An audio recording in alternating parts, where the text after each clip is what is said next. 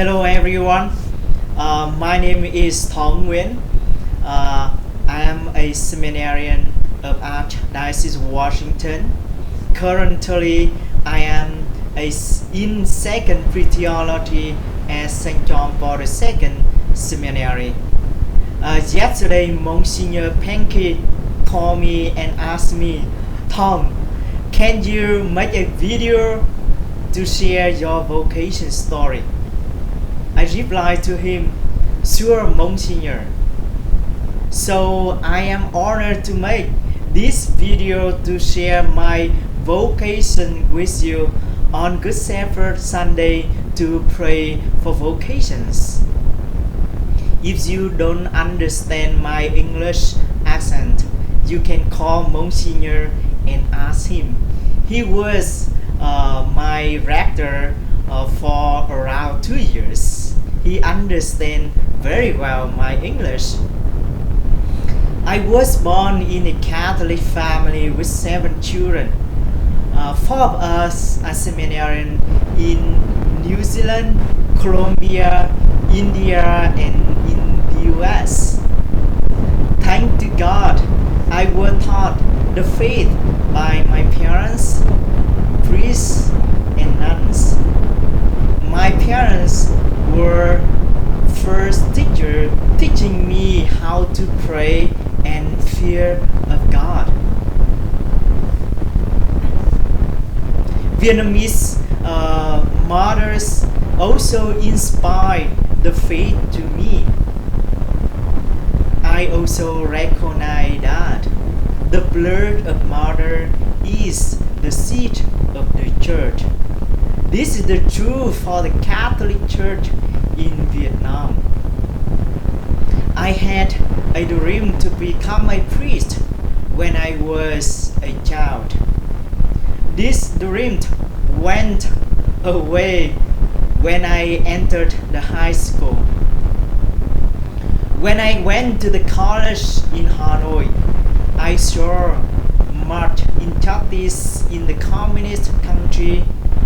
I was afraid of how the communist government was treating the Catholic Church in Vietnam. After watching the DVD, The Life and Teaching of Pope St. John Paul II, the message which St. John Paul II sent to the world, "Be not afraid," entered in my heart. He encouraged me to do something for the church and for the country. Therefore, I became involved in many activities advocating for religious freedom in Vietnam. Because of this, the communist government arrested me. I was persecuted 3 days in the jail.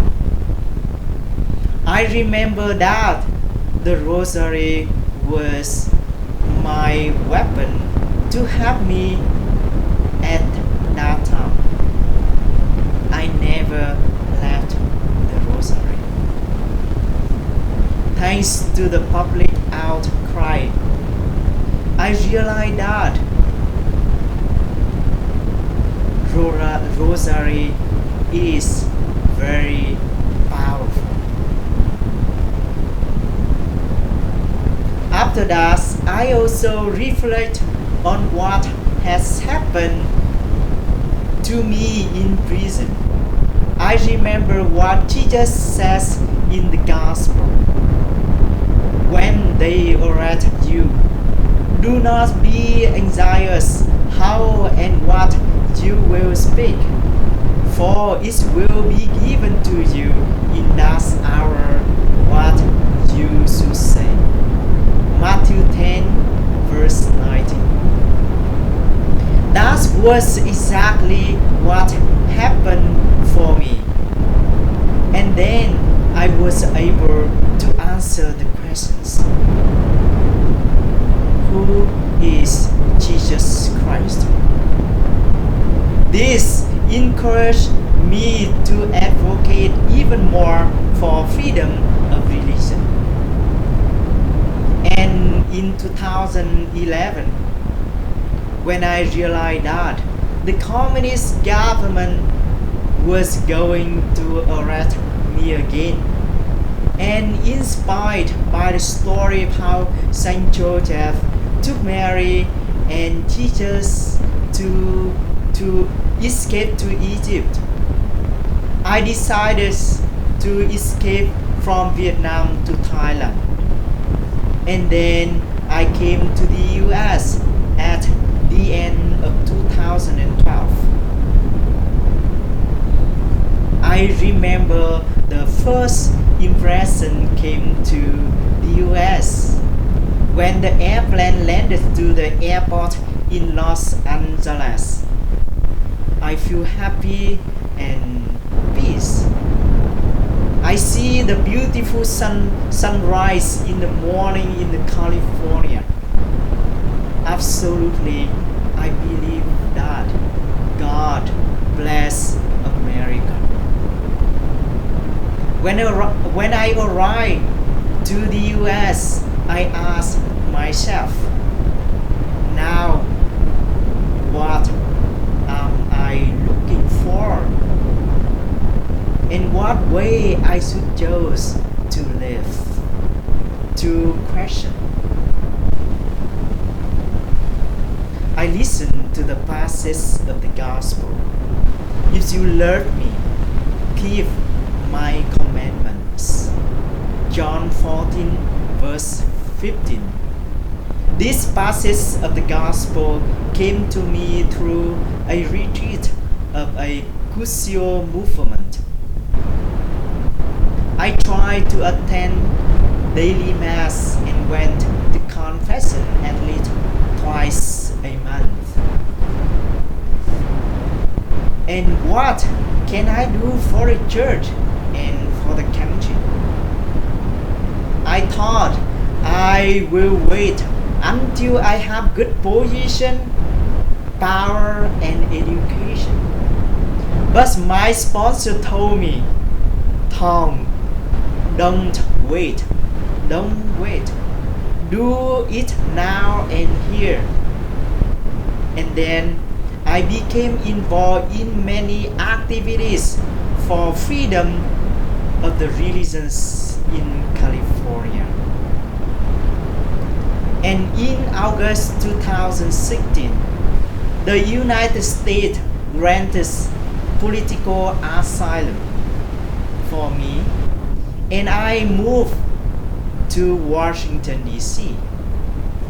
I continue to advocate for freedom of religion with human rights organizations.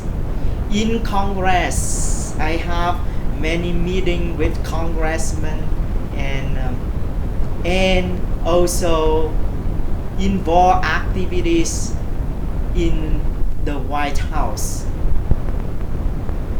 I recognize that God is love.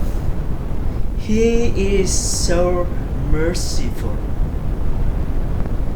And I also learned that true power is only found in Jesus Christ. As St. John Paul II said, true freedom and true knowledge are only found in Jesus. I want to use the rest of my life to respond to God's love and to serve Him and His people as a priest and for salvations of souls. Therefore, I applied for the seminary and I was accepted.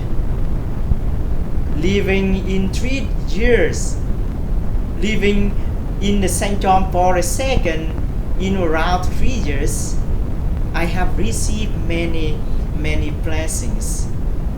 One of the amazing gifts I have received is peace. As God says in the gospel, the peace that the world cannot give. John 14, verse 27. Today, I'm deeply thankful to God for His calling me to this vocation. I'm thankful to my parents, fathers, and every one of you who have been walking with me through these beautiful vocations.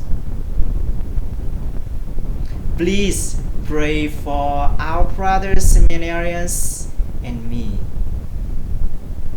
Dear parents and grandparents, should you pray and encourage your children to follow vocations to priesthood and consecrated life?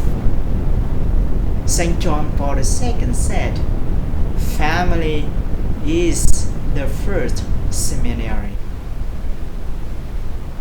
Dear my friends, everyone and every vocation is called by God to holiness.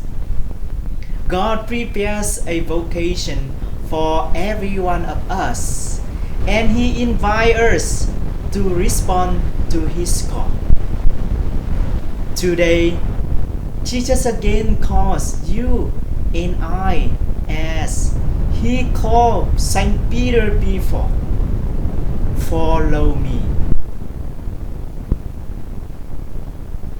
Dear friends, are you ready to respond to God's call and let Him to write a new chapter in the book of your life? Thank you very much, and may God bless you.